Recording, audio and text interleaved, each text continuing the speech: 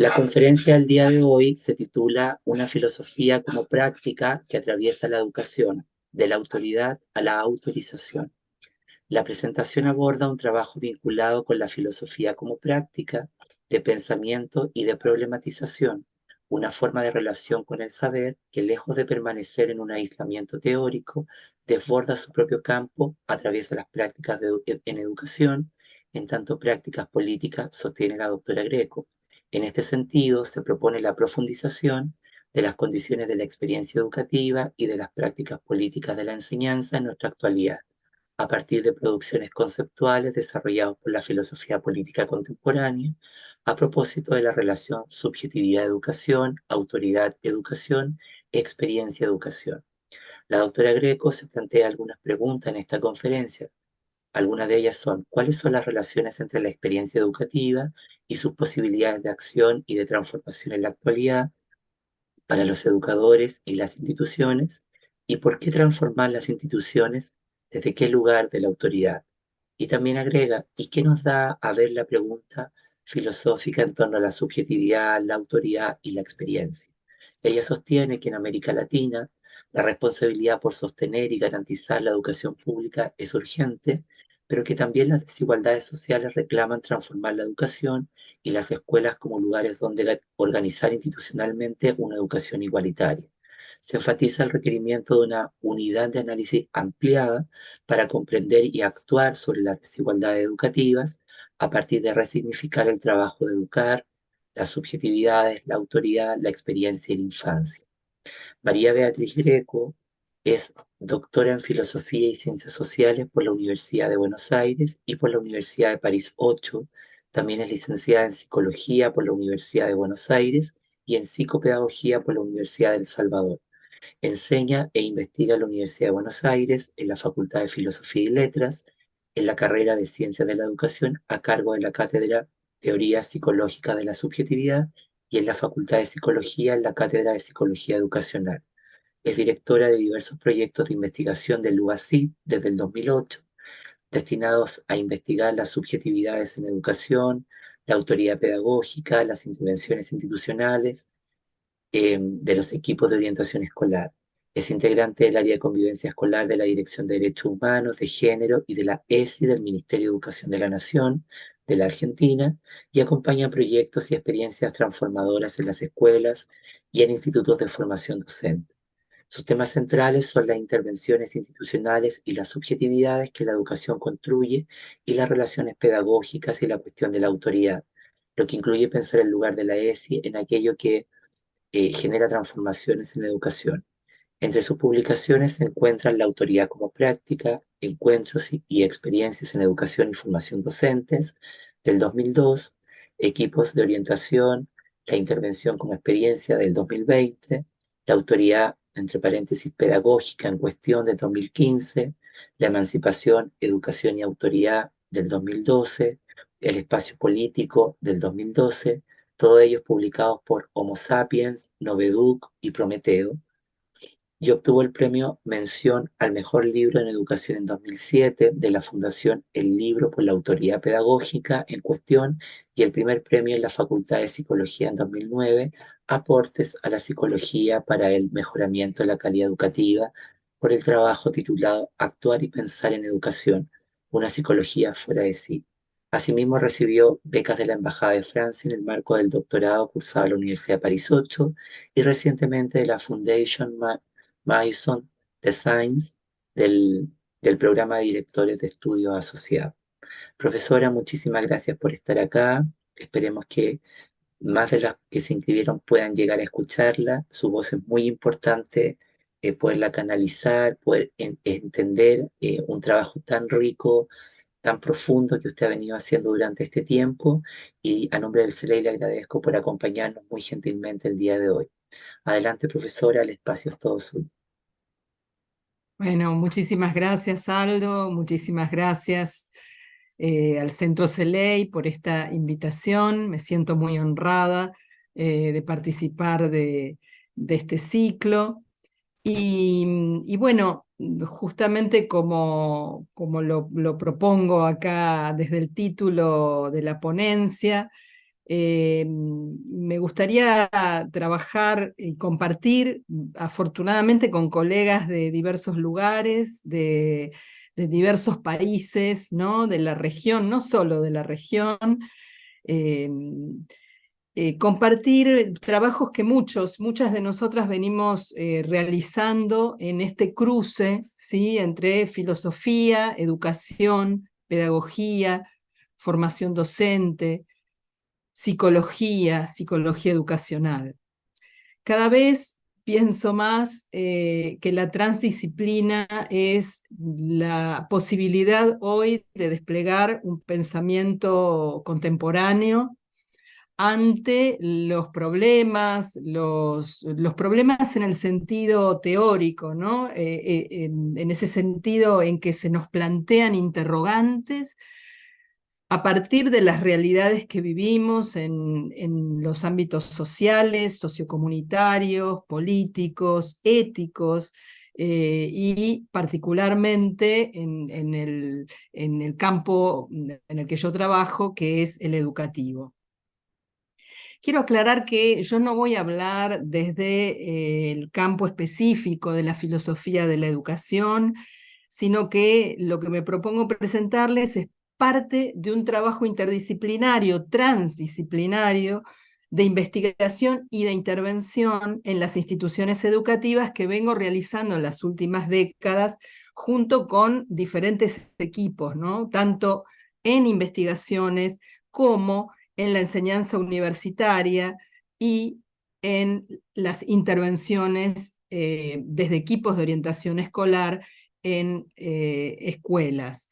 Quiero aclarar, cuando digo equipos de orientación escolar, este es un trabajo que vengo realizando desde hace mucho tiempo. Coordiné en su momento en el Ministerio de Educación de la Nación Argentina una línea de trabajo para equipos de orientación escolar que, por lo menos en Argentina, creo que también en otros países, son equipos que están conformados por profesionales de la psicología, de la psicopedagogía, de la sociología, a veces de la medicina, de la fonoaudiología, profesionales que nos formamos no necesariamente en el ámbito educativo y pedagógico, sino que provenimos de otras áreas de conocimiento, pero que todos, al menos en Argentina, todas las provincias del país cuentan con estos equipos interdisciplinarios de orientación, de apoyo, así denominados, con diferentes denominaciones a lo largo del país,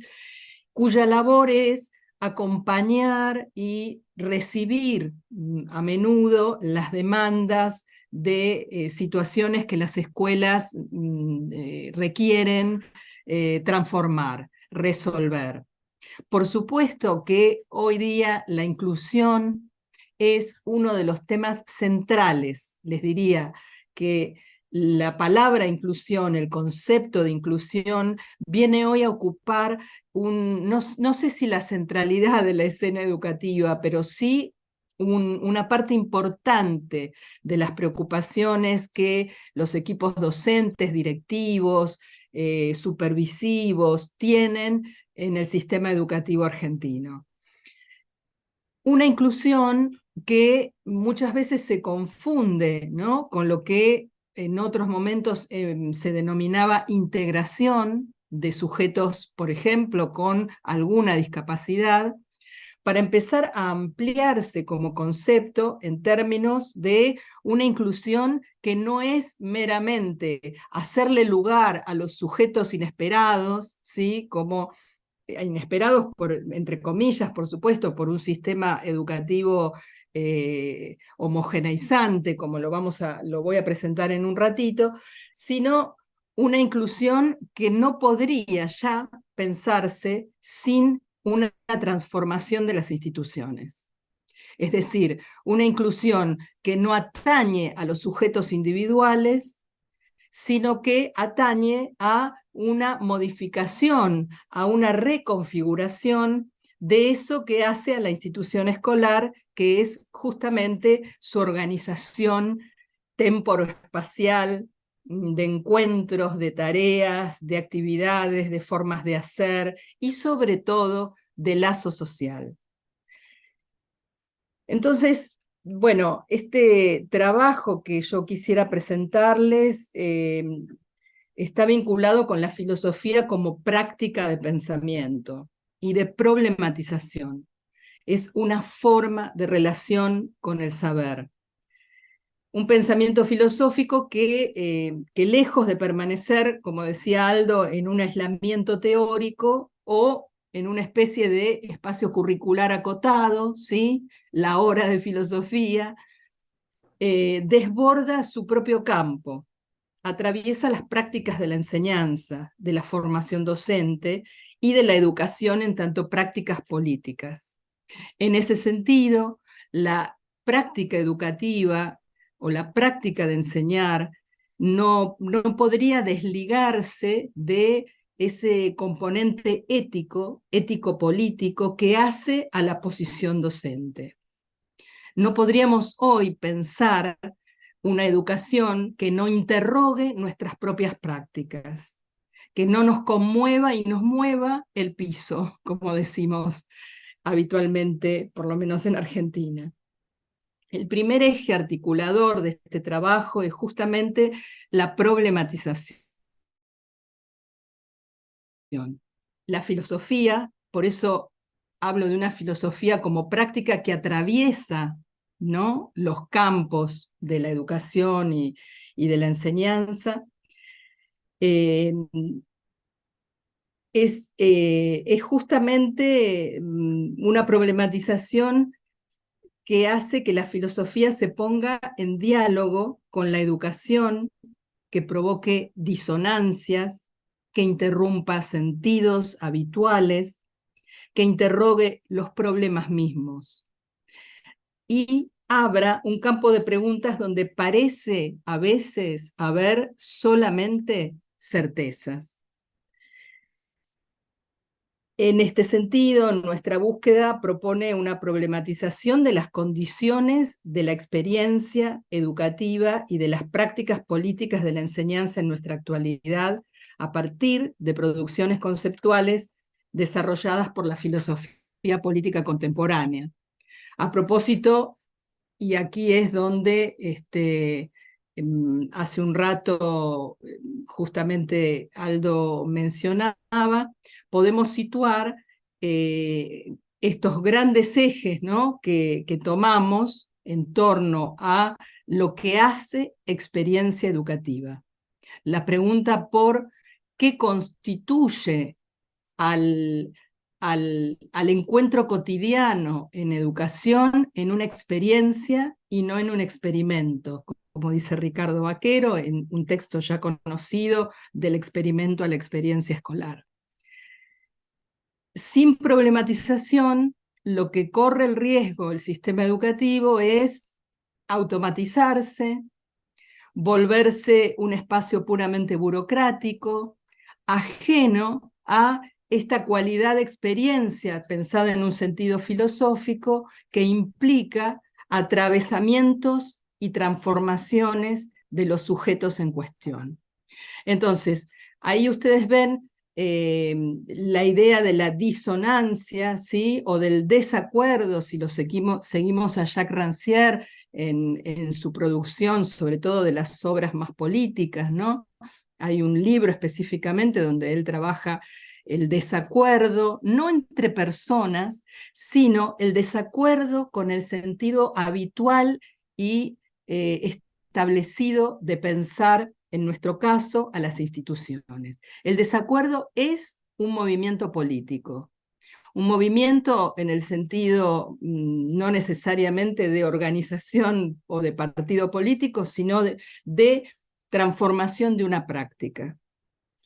Por supuesto, esto no se produce sin interrogaciones, sin un repreguntar permanente en torno a esta relación subjetividad y educación, autoridad y educación, que es uno de los ejes que yo más he venido trabajando, justamente a partir de mi formación doctoral, en torno a la relación entre experiencia y educación, como les decía recién, ¿sí?, una experiencia en sentido filosófico, que podemos rastrear en Giorgio Agamben, ¿sí? En el mismo Jacques Rancière, y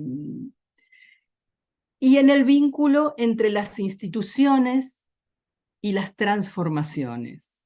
La pregunta por qué tipo de acción logra una transformación en instituciones milenarias, diríamos, ¿no? Centenarias, que vienen desplegando su trabajo muchas veces anquilosado por prácticas que no se van cuestionando. En este sentido, hago acá un paréntesis. Yo creo que la experiencia de la pandemia nos ha servido en un punto para conmover, ¿no? Poner en cuestión justamente esas acciones institucionales que configuran la experiencia educativa. Nos ha obligado, nos hemos visto obligados y obligadas a hacer institución por otros medios, a suspender el espacio, porque nuestra salud o la preservación de la salud comunitaria requirió, ¿no?, interrumpir ese encuentro cotidiano en los espacios escolares. Allí hubo una enorme riqueza de experiencias desplegadas a lo largo de los 2 años de pandemia. En este momento yo me encuentro trabajando en un proyecto de investigación rastreando esas experiencias que fueron puestas en marcha durante la pandemia, conmoviendo las certezas que muchas veces las instituciones cristalizan, ¿sí?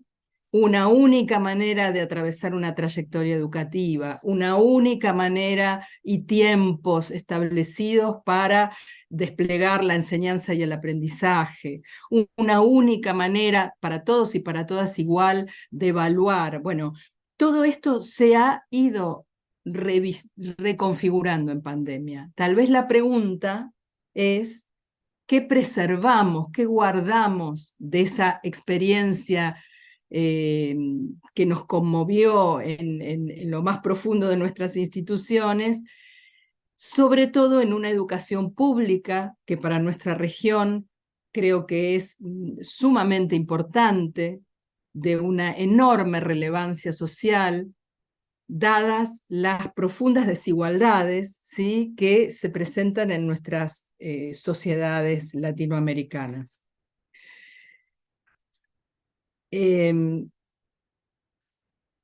Entonces, ante esta imagen, ¿no?, tan habitual, tan conocida, que a veces naturalizamos, ¿no? ¿Qué es un aula sino ese espacio donde se nuclean esos cuerpos de niños, de niñas o de adolescentes o de adultos y adultas de una misma edad, que realizan una misma tarea, con una expectativa de normalidad que normativiza un desarrollo, ¿sí? Y sin embargo, en el mismo momento, lo que nos podemos proponer es, a la vez que valorizamos ese espacio escolar, esa experiencia que allí se produce, sobre todo pensándola como una experiencia pública, una experiencia de lo común, de lo que hace que una sociedad se constituya en torno a lo común, en el mismo momento decimos hay que poder problematizarla, hay que poder hacerle preguntas a esa escena, a esos niños y esas niñas, a sus diferencias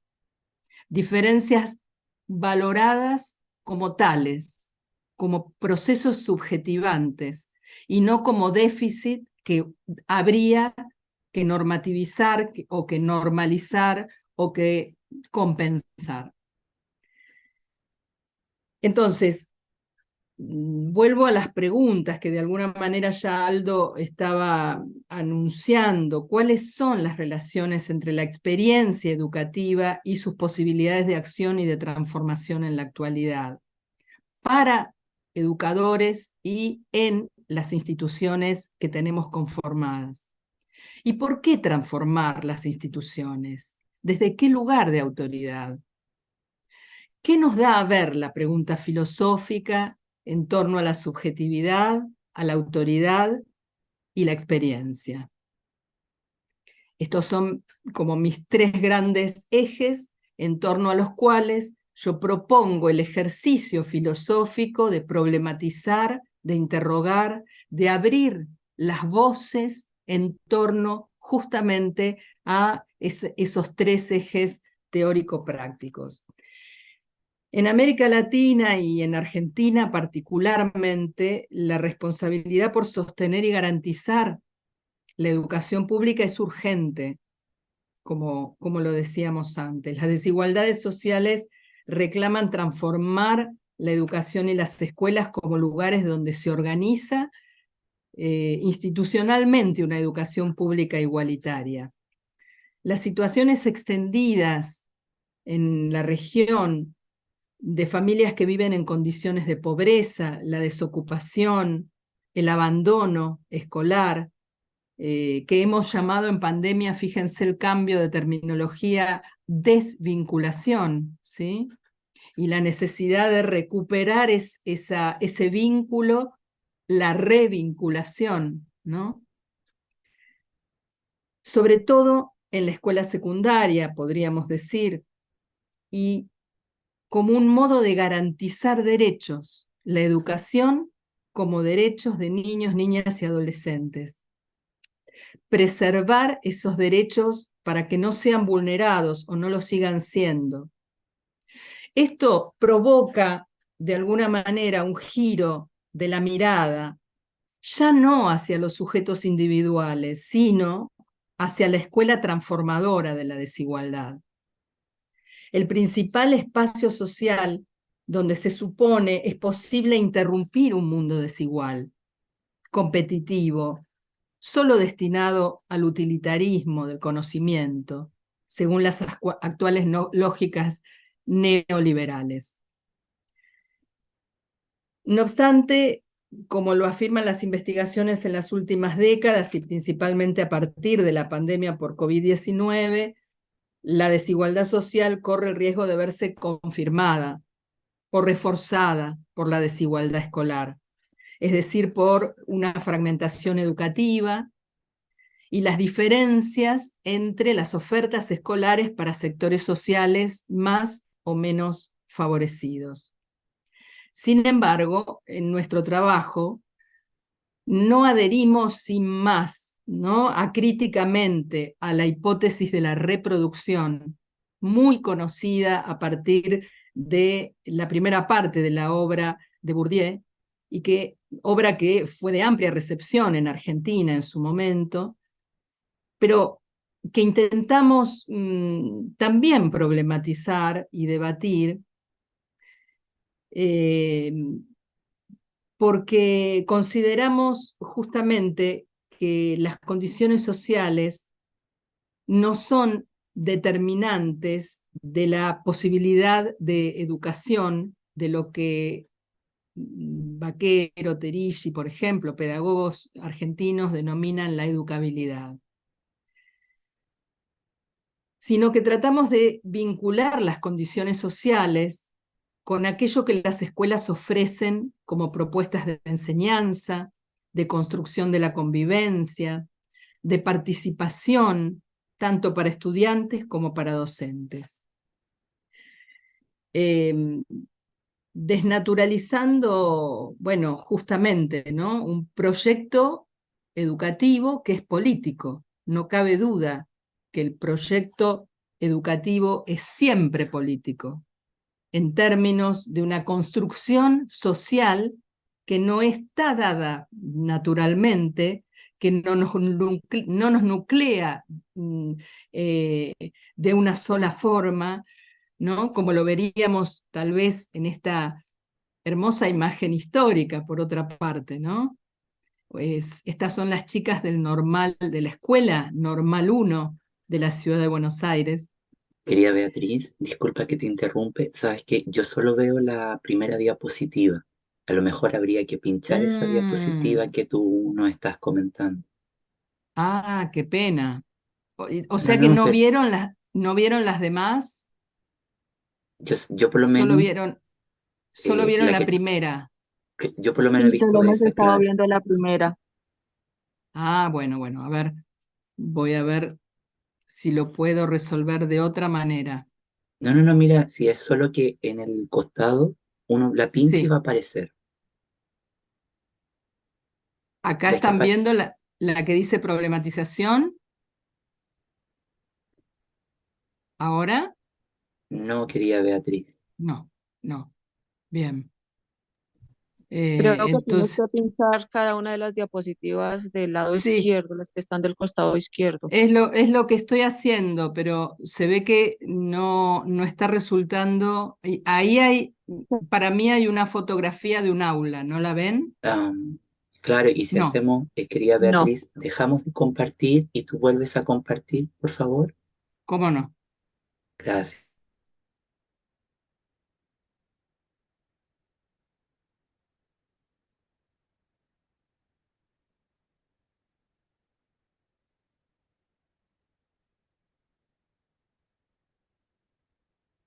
A ver, ahí tengo mi primera Sí, se ve perfecto. diapositiva y ahí pasé a la segunda. Ahí se ve perfecto, sí, sí. ¿Sí? Ahora se ve la ¿Lo segunda. ven bien? Sí, Bueno, ahora sí se ve. muy bien. Bueno, entonces les decía, vuelvo aquí a la imagen esta del aula que les comentaba hace un rato y mi propuesta, ¿no? De revisar las condiciones que hacen a que, bueno, esa escena, ¿no? Que es una escena educativa, escolar, se configure. Les decía entonces, históricamente, ¿no? Acá estarán viendo la de que dice proyecto político educativo. Sí, Es así? Bien. La propuesta entonces es desnaturalizar a la escuela como ese dispositivo histórico, ¿no? Reconocer su carácter artificial, es decir, una forma posible de incidir en el despliegue, en el desarrollo sociocultural de grupos de estudiantes. Y a la vez problematizar esa homogeneización de la experiencia, ¿no? Esto lo tomo particularmente de Ricardo Vaquero y Flavia Terilli, que son dos pedagogos argentinos, que lo que proponen es esta búsqueda de una unidad de análisis ampliada del aprendizaje escolar para comprender y para actuar sobre las desigualdades educativas. Ellos subrayan en sus investigaciones el carácter político del proyecto educativo sobre las infancias, desnaturalizando a la escuela como dispositivo histórico de gobierno del desarrollo. La escuela entonces no sería el contexto natural de desarrollo infantil. Proponemos interrogar el carácter de artificio del dispositivo escolar moderno, sustentado en una concepción individualizante del sujeto y de su rasgo de experimento que homogeneiza la experiencia, en lugar de promover procesos diferenciales en torno a esa experiencia de conocimiento, a la vez que son colectivos. La cuestión es cómo pensar de otro modo la escuela, el trabajo docente, las relaciones pedagógicas y los procesos de subjetivación que allí se despliegan. Es en este sentido que propongo hacer de la filosofía una práctica de pensamiento justamente que interroga, que nos ayuda a ver estas escenas cotidianas que vemos aquí a través de las fotografías de un hermoso libro que les recomiendo, que se encuentra en la web, se llama Presente, Imágenes de la Escuela Argentina, y que fue publicado por el Ministerio de Educación de la Nación en el 2014, en donde lo que vemos son escenas muy cotidianas que por ello corren el riesgo de no dejarse interrogar o preguntar, pero sí la filosofía nos permite repensar las condiciones que hacen posible que esto que vemos ocurra. Ese trabajo de pensamiento filosófico es en diálogo interdisciplinario necesariamente, porque no se trataría, como lo dijimos antes, de un ejercicio aislado de las prácticas pedagógicas, de las prácticas psicológicas, ¿sí? De muchos de los que profesionales de equipos de orientación escolar despliegan en las escuelas cuando son llamados justamente muy a menudo por cuestiones que hacen a la inclusión, al reconocimiento de problemáticas debidas a las diversidades sociales, culturales, de género, de etnia.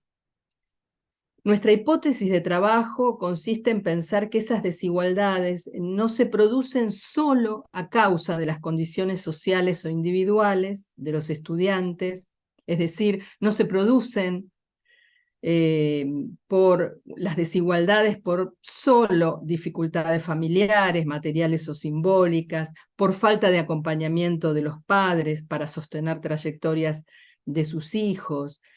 No se produce solamente por el ausentismo o por el abandono. Las investigaciones educativas y nuestras propias investigaciones nos presentan una pluricausalidad en la que la ausencia de transformaciones institucionales en las formas de enseñanza, en las relaciones pedagógicas, sobre todo la enseñanza enciclopédica, ajena a la participación estudiantil y el autoritarismo ocupan un lugar central. Repito, estos rasgos no interrogados que hacen a la escuela moderna producen y provocan, causan en articulación con otras causas esta desigualdad educativa de la que hablamos. Sin embargo, los primeros análisis que se realizan en las instituciones recaen individualmente sobre ese o esa alumna en cuestión, como unidad de análisis reducida, individualizada, cuyo déficit social o intelectual o comportamental ocupan toda la escena. Por eso nos falta aquí, la propuesta es de avanzar en esa construcción de una unidad de análisis ampliada, donde el trabajo de pensamiento desde la filosofía y el diálogo interdisciplinario con la pedagogía, la psicología, la sociología se vuelve central para la formación docente, tanto inicial como continua, tratando de ampliar el campo de reflexión y de acción, por supuesto, en la capacidad de preguntarse y de reorganizar la propia práctica. Es allí donde nos ubicamos en el trabajo de problematización en los espacios formativos, ¿sí? Un trabajo de problematización que, les diría, proviene de las postulaciones Foucaultianas, pero que se ha extendido en nuestro país desde la década de los años 70 y 80, a partir sobre todo de la recuperación de la democracia. Ustedes saben que en este año, en 2023, en Argentina estamos celebrando los 40 años del retorno a los gobiernos democráticos. Ese retorno de hace 40 años fue un momento en el que se inició de alguna manera una tarea de transformación institucional que de ninguna manera hoy está saldada, sino que continúa. La problematización, entonces, y la desnaturalización del sentido y el trabajo de educar y del propio lugar de enseñantes permite abrir el juego, abrir un campo de pensamiento y acción, revisitar conceptos fuertemente arraigados en sus sentidos más tradicionales y no interrogados como la subjetividad, la autoridad, la experiencia y también la infancia. Voy a presentar ahora algunos ejes algunos de los ejes que son los que nos permiten generar preguntas en un sentido filosófico-político para producir otras perspectivas de análisis e intervención en las escuelas y en los equipos docentes, así como en la formación docente misma, que para mí es un lugar estratégico de transformación educativa. Entonces, los ejes, como los ven allí enunciados, tienen que ver con las subjetividades contemporáneas y las críticas, la crítica a las marcas neoliberales de nuestro tiempo que atraviesan todo espacio social y también el espacio educativo. Es decir, cómo poder comprender hoy una subjetividad atravesada por las lógicas neoliberales que nos hacen sujetos de un tiempo acelerado, de una manera de vincularnos que corre el riesgo de volver al otro un objeto de consumo, de volver al conocimiento un objeto de consumo, de hacer el paso por las instituciones un paso meramente meritocrático, individualizado, burocrático, y que no detiene, que no para, que no hace una demora. Aquí a mí me gusta mucho trabajar con dos filósofos belgas, Simons y Machelain, que proponen pensar a la escuela desde su sentido más antiguo, ¿no? Desde la raíz griega de la escolé. Escolé quiere decir tiempo libre, un tiempo liberado, no un tiempo de no hacer nada, sino un tiempo que detiene la lógica social habitual, la lógica de la producción, del consumo, del sálvese quien pueda, del emprendedurismo de cada quien, ¿no? Cada cual haciendo su propio recorrido, y podríamos pensar, no sé si en una forma idealizada, pero sí como posibilidad de trabajo, una escuela que detenga, que arme una escena suspendida en medio de esta lógica que avanza a pasos agigantados.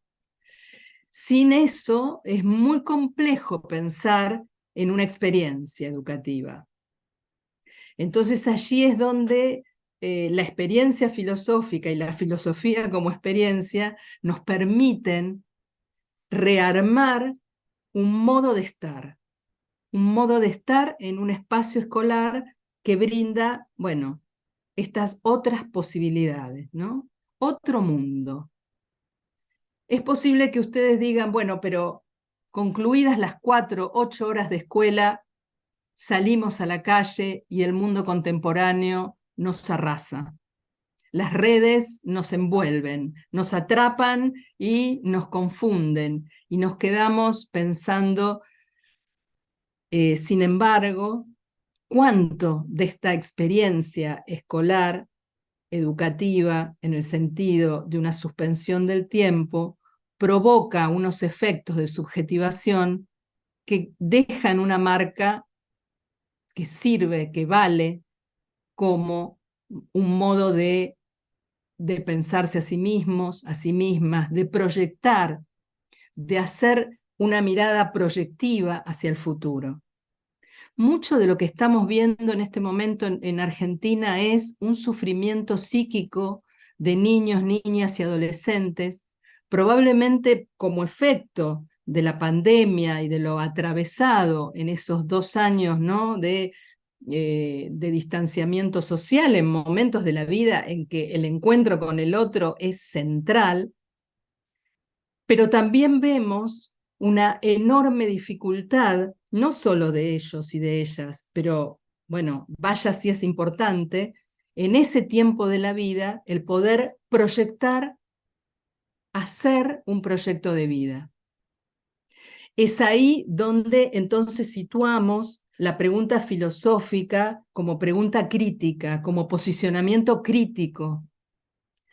Por supuesto que ese posicionamiento crítico es para los equipos, bueno, docentes, los equipos directivos, los equipos de orientación que trabajan a partir muchas veces de problemáticas que se van generando en las escuelas. La perspectiva de género, la educación sexual integral, que en nuestro país, bueno, contamos desde hace ya unos cuantos años, desde 2006, con una ley de educación sexual integral, pero con enormes dificultades para llevar a cabo esa educación sexual integral que implica una idea o una concepción de sexualidad en un sentido ampliado, ¿no? No como, justamente, no como una sexualidad atada a la genitalidad o a la reproducción, sino una sexualidad que habla de una forma de ser, de una subjetividad, de un encuentro, de una afectividad, de un reconocimiento del otro, de la otra. Y la infancia como una experiencia particular. Bueno, quienes son psicólogos, psicólogas, psicopedagogos, psicopedagogas saben muy bien cuánto ocupa en nuestra formación durante la carrera, cuánto ocupa el pensarnos y pensar niños, niñas, adolescentes, adultos en etapas, en fases, ¿no? En momentos que deberían atravesarse en una especie de desarrollo natural de la vida. Tomo aquí unas palabras de un colega, de un filósofo argentino que vive en Brasil, Walter Cohen, que dice, bueno, mucho más que una etapa de desarrollo, la infancia es una intensidad en la relación con el mundo. Y la infancia se preserva, queda en nuestra experiencia adulta, allí cuando podemos vincularnos, ¿no? Con la expresión, bueno, de lo más sentido, con el arte, con el conocimiento, con las infancias de hoy. Por eso, ¿cómo pensar una formación docente que recupere esos recorridos de la propia infancia para entrar en resonancia con las infancias de hoy, para no designarlas con el mote de, bueno, estos niños, niñas de hoy no son los de antes, vienen de otra manera, no atienden, no les interesa o son apáticos, ¿no? Muchas de estas cuestiones que escuchamos en las instituciones. Y para mí este último eje que menciono tiene que ver con el despliegue que les señalaba en relación a la autoridad, ¿sí? Paso un poquito más rápido. Estas son algunas de las referencias que me parecía interesante retomar del desentramado de pensamiento de la pedagogía y de la filosofía, ¿no? Freire, con su vigencia, por supuesto, actual, este pedagogo brasileño que ha impactado tanto en nuestro pensamiento, filósofos de la liberación argentinos con los que seguimos pensando y leyendo, Dussel, Kusch, grupos actuales en Brasil, ¿no? El grupo de la universidad, el grupo Núcleo de Estudios en Filosofía e Infancias, coordinado por Walter Cohen, a quien mencioné hace un momento, colegas también argentinas que están trabajando en ese grupo, como Fabiana Olarieta, Patricia Redondo. Bueno, yo misma formo parte de un grupo de pensamiento político posfundacional, transdisciplinario, con colegas de las ciencias políticas, de la filosofía y de otros campos que nos permiten justamente avanzar en estos recorridos de la problematización que les decía. Este trabajo, entonces, conlleva un cuestionamiento, para mí, del concepto de autoridad, porque hace a un reposicionamiento docente en relación a cuál es su lugar. Una autoridad que no es concebida como jerarquía, sino como autorización. Un autorizarse a sí mismos y a sí mismas para que, de alguna manera, esos otros y otras que son nuestros estudiantes se autoricen. Voy a avanzar un poquito más rápido porque me interesa detenerme a pensar específicamente en la concepción de autoridad pedagógica como autorización, en un proceso emancipatorio, tanto para futuros docentes como para los estudiantes de los diferentes niveles educativos. Yo les diría que para mí la obra de Jacques Rancière fue un estímulo muy fuerte a partir del Maestro Ignorante, un texto filosófico que si no lo han leído se los recomiendo, que tiene, creo, una absoluta vigencia y del cual nunca podríamos sacar un manual de didáctica, ¿sí? Es una provocación filosófica, es un sacudón en las maneras de concebir la autoridad. No porque Rancière trabaje el concepto de autoridad, lo van a encontrar en su obra pocas veces situado. Para Rancière, el concepto central y de mayor interés en su investigación es la igualdad. Una igualdad pensada en términos filosóficos, no sociológicos, filosóficos. Y él, bueno, el maestro ignorante como figura, a mí me propuso concebir de otro modo la cuestión de la autoridad, a partir de la igualdad de las inteligencias, que es como lo menciona Rancière. Ese principio de igualdad, por el cual los seres humanos nos reconocemos en tanto iguales, hablándonos unos a otros, sin explicaciones, dice Rancière. No se trata de explicarle al otro lo que tiene que saber, porque ya eso arma una jerarquía. Se trata de establecer un diálogo sin explicaciones, sin órdenes, sino por la circulación de la palabra igualitaria. La asociación de los dos términos, maestro e ignorante, me resultó en un primer momento muy desconcertante, sorprendente, y me obligó entonces a establecer nuevas asociaciones entre las palabras o a disociar los componentes que constituyen una misma idea. ¿Cómo es posible un maestro ignorante si un maestro se define por su saber? Es así entonces que comencé a investigar desde esta propuesta ranceriana y a descubrir en los discursos establecidos, tal vez, estratos de enunciados abolidos, otros discursos no reconocidos. Si autoridad e igualdad pueden ir juntas es porque la autoridad se sostiene en otros andamiajes que los del mando y la obediencia. La superioridad y la inferioridad, sobre todo en el campo educativo. Es allí donde comencé a formular preguntas que reconozco por transitar el campo educativo. En general, lo que se lamenta es una pérdida de autoridad. Lo que escuchamos es que la autoridad está en crisis, que nuestra palabra docente ya no tiene el mismo valor, el mismo peso, y que la dificultad para sostenerla en las instituciones a veces hace olvidarse de la autoridad, renunciar a ese lugar, dejarlo de lado. ¿Qué hizo entonces que me pregunte, esto hizo que me pregunte, ¿es posible educar sin autoridad? ¿De qué está hecha la autoridad de quien enseña?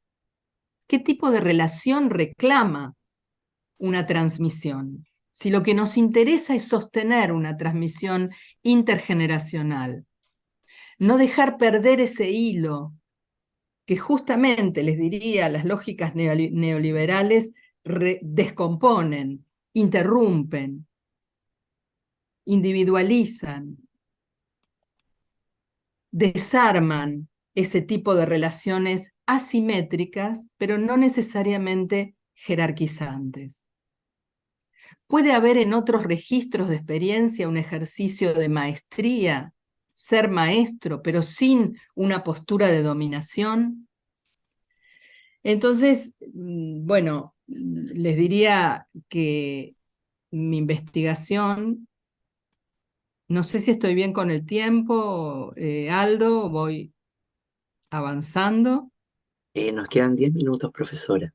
Bueno, la lectura de Rancière me fue llevando hacia otros autores, ¿no?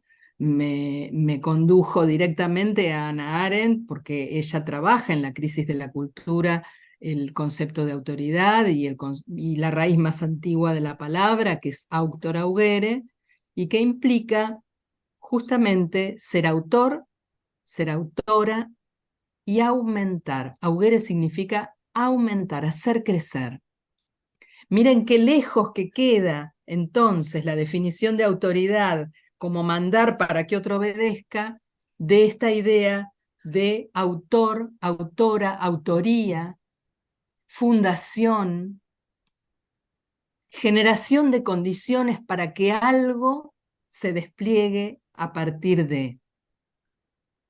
Y tanto Arendt como Koyev, en la noción de autoridad, retoman la idea de reconocimiento. Son dos filósofos que trabajan la autoridad como reconocimiento. ¿Qué significa esto? Que no hay autoridad sin que ésta sea reconocida. Por lo tanto, la autoridad te la da el otro.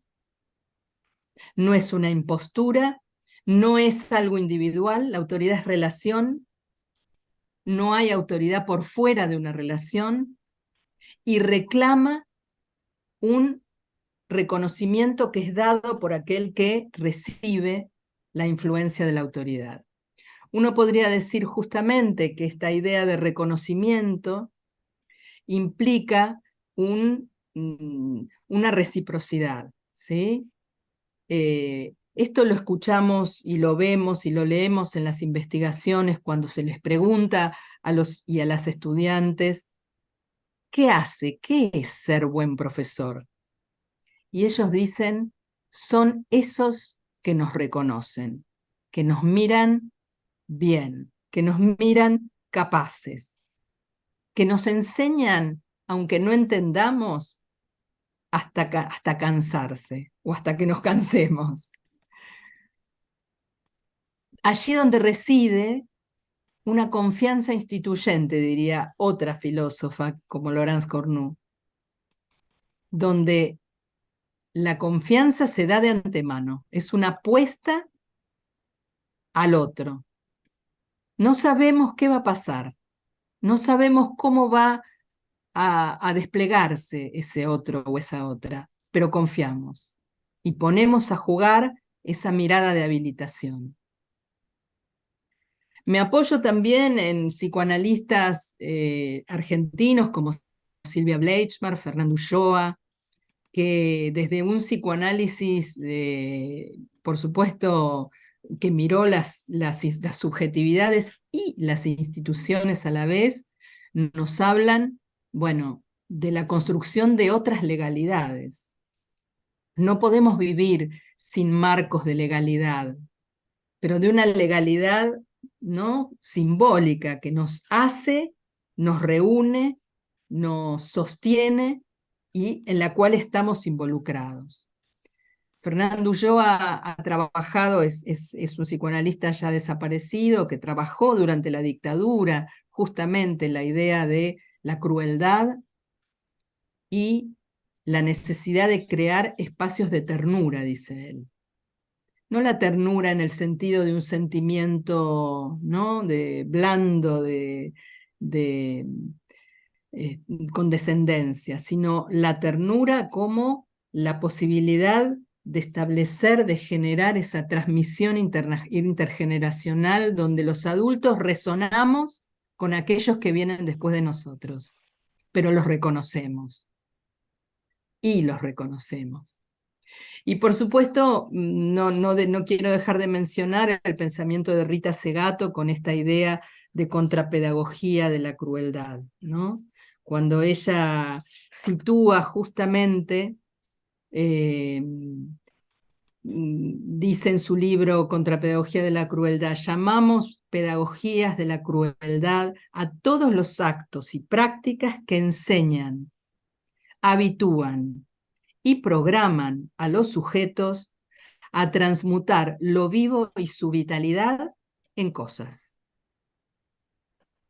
Fíjense qué centralidad que tiene su pensamiento justamente en términos de una crítica, de un rechazo, de un posicionamiento firme a favor del lazo social que, bueno, que el neoliberalismo rompe, desarma, deja sin sentido. Bueno, no nos deja muchas veces lugar para la reconstrucción. Voy a ir cerrando si quieren para poder dejar un espacio de diálogo. Me gustaría traer a una filósofa española, María Zambrano, que dice justamente que no tener maestro es no tener a quién preguntar, y más hondamente todavía, no tener ante quién preguntarse. Gracias.